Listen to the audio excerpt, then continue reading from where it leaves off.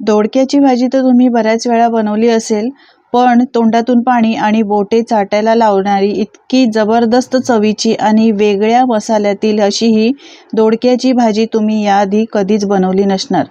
माझी खात्री आहे तुम्हाला आवडणारच आहे. ज्यांना आवडत नाही ना ही दोडक्याची भाजी, त्यांना या पद्धतीने अशी बनवून द्या. 100% खात्रीने सांगते, नेहमीच बनव असे म्हणतील. करायला खूप सोपी आहे, चवीला एकदम भन्नाट. यासाठी दोडकं घेतलंय, वरच्या शिरा आहेत ना त्या काढून घ्यायच्या आणि त्यानंतर धुवून घ्यायच्या. दोडकं मी धुवून घेतलेले आहे. यानंतर अशा मीडियम आकारामध्ये याच्या फोडी करून घ्यायच्या. हे बघा या पद्धतीने. एकच दोडकं आहे, मी एक मोठंच दोडकं घेतलेलं आहे आणि त्याची ही आपण भाजी बनवणार आहोत. सगळी दोडकी अशी मीडियम आकारामध्ये चिरून घेतलेली आहेत. यानंतर याला मधून असं हे कट करायचं आहे सुरीने. हे बघा एकदम शेवटपर्यंत टोकापर्यंत नाही करायचं. आपण भरली दोडकी बनवतोय तर यासाठी असे हे कापून घ्यायचे. सगळे एकदमच घ्यायचे, मध्ये असे चिरा द्यायच्या, म्हणजे आपल्याला मसाला भरायला पटकन सोपा जातो. तर सगळ्या दोडकी मी मध्ये अशी चिरा दिलेल्या आहेत. हे बघा, प्रत्येक वेळेला तुम्ही एकाच प्रकारची भाजी बनवत असाल तर एकदा या पद्धतीने करून बघा. चला तर आता मसाला बनवायला घेऊयात. यासाठी तेल घालायचं. यानंतर इथे मी सुक्या खोबऱ्याचे बारीक काप करून घेतलेले आहेत. 1 वाटी आहे ते. तुम्ही इथे ओलं खोबरं किंवा किसलेलं सुकं खोबऱ्याचा वापर सुद्धा करू शकता. सुकं खोबरं चांगलं 2-3 मिनिटं असं चांगलं भाजून घ्यायचं आहे स्लो फ्लेमवर, याचा रंग बदलेपर्यंत. छान आपण जसं चुलीवर किंवा गॅसवर भाजतो ना त्या पद्धतीने भाजून घ्यायचं.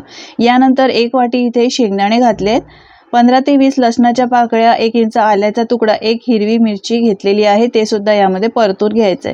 आता लसणाच्या पाकळ्या लहान होत्या म्हणून मी जास्त प्रमाणात घातलेल्या आहे. तुमच्याकडे मोठ्या असतील त्याप्रमाणे तुम्ही इथे त्याचा वापर करू शकता. सगळं साहित्य मिक्स करून आपल्याला छान असा खमंग सुगंध येईपर्यंत परतून घ्यायचंय. सगळं भाजून झालेलं आहे. आता हे थंड करून घेऊया आणि मिक्सरच्या भांड्यामध्ये काढून घेऊया. थंड झाल्यावर मिक्सरच्या भांड्यात हा मसाला मी काढून घेतलाय. आता यामध्ये घालायची आहे आपल्याला मूठभर कोथिंबीर. यानंतर इथे खाली आपण 2 मोठे चमचे कांदा लसूण मसाला. मसाले मी यामध्येच घालणार आहे, म्हणजे आपल्याला नंतर घालायला नको. यानंतर हळद घातलेली आहे अर्धा चमचा, 1 चमचा धणे आणि जिरे पावडर घातलेली आहे आणि यामध्येच घातलाय मी अर्धा चमचा गरम मसाला. पाणी न घालता जाडसर आपल्याला मिक्सरला वाटून घ्यायचंय. अजिबात पाण्याचा वापर करायचा नाही. तर हे बघा, मस्त असं मिक्स करत करत मी छान असं वाटण करून घेतलेलं आहे. या पद्धतीने करून घ्यायचं, अजिबात पाण्याचा वापर करायचा नाही. हे बघा जाडसर असं वाटून घेतलेलं आहे. आता हे वाटलेलं मसाला आहे हा आपण एका बाउलमध्ये काढून घेऊया. सगळा मसाला मी काढून घेतलाय. मसाले आपण या वाटणाच्या मसाल्यातच घातल्यामुळे मस्त असा याला रंग आलेला आहे. परत आपल्याला वरून एक्स्ट्रा मसाले कोणतेही घालायची गरज नाही, कारण आपण मसाले सगळे यामध्येच घातलेत.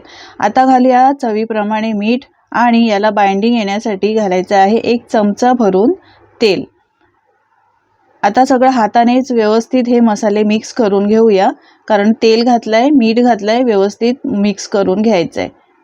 चांगलं असं मसाले मिक्स करून घेतलेले आहेत. भरली दोडकी बनवण्यासाठी आपलं हे स्टफिंगचा मसाला रेडी झालेला आहे.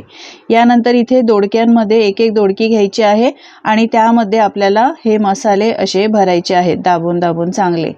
मसाला भरताना एकदम सावकाश भरायचा, कारण दोडकी असतात एकदम मऊसूत. यासाठी याला मधून अशी चीर देताना शेवटपर्यंत एकदम द्यायची नाही आणि त्यानंतर सावकाश या पद्धतीने असा दाबून मसाला भरायचा आहे. तुम्ही पाहू शकता आपण तेल घातलं असल्यामुळे याला चांगलं बाइंडिंग असं आलेलं आहे. आता दुसऱ्या दोडक्यांमध्ये सुद्धा भरून दाखवते. अगदी पटकन ही भाजी बनते आणि करायला सोपी असली तरी चवीला इतकी भारी आहे ना, खूप छान लागते.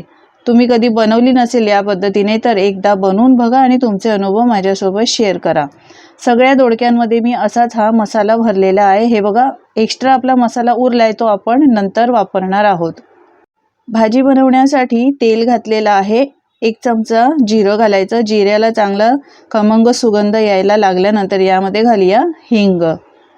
हिंगचा वापर सुद्धा नक्की करा, खूप भाजीला छान अशी चव येते. यानंतर घालूया आपण यामध्ये दोडकी भरली होती ना, ती सगळी दोडकी यामध्ये घालायची आहे.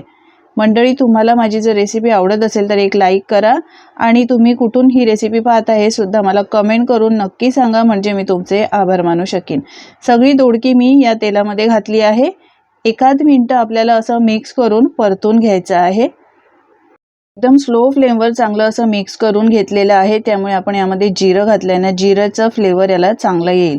यानंतर आपला जे मसाला राहिला होता तो मसाला सगळा यामध्ये घालायचा आहे आणि त्यानंतर आपल्याला घालायचं आहे यामध्ये पाणी। तर मी इथे गरम पाणी करून घेतलेलं आहे। गरम पाणी घातल्यामुळे याला तर्रीसुद्धा छान येते आणि भाजीसुद्धा पटकन शिजते।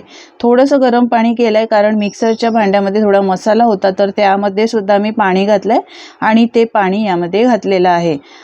आपण वाटणाचा मसाला बनवतानाच त्यामध्ये सगळे इतर मसाले घातले असल्यामुळे आता इथे आपल्याला कोणताही मसाला घालायची गरज नाही। शिवाय आपण जो कांदा लसूण मसाला घातला आहे ना त्यामुळे या भाजीला अजून चव चांगली येते। तुमच्याकडे जर कांदा लसूण मसाला नसेल तर तुम्ही इथे रोजच्या वापरातील लाल तिखट घालू शकता किंवा गोडा मसाला असेल तो घातला तरी सुद्धा चालेल। मिक्स करायचं आहे, झाकण ठेवून आपल्याला ही भाजी शिजवून घ्यायची आहे। एकदम स्लो फ्लेमवर मी दोडक्याची भाजी शिजवून घेतली आहे। दोडक्याची भाजी शिजायला जास्त वेळ लागत नाही। 5 ते 7 मिनिटात ही भाजी छान अशी शिजून तयार होते कारण दोडकी लगेचच मऊ पडतात। पाहू शकता मस्त या भाजीला तर्री आलेली आहे आणि भाजी शिजली सुद्धा एकदम चांगली आहे। यापेक्षा जास्त शिजवायची नाही, नाहीतर ती एकदम मऊ पडते। मस्त अशी रस्सेदार चमचमीत भरल्या दोडक्याची भाजी आपली तयार झालेली आहे। पाहू शकता किती मस्त असा झणझणीत रस्सा सुद्धा आपला बनलेला आहे। नेहमीची भाजी बनवण्यापेक्षा कधीतरी तुम्ही अशी या पद्धतीने ही भरल्या दोडक्याची भाजी एकदा नक्की बनवून बघा।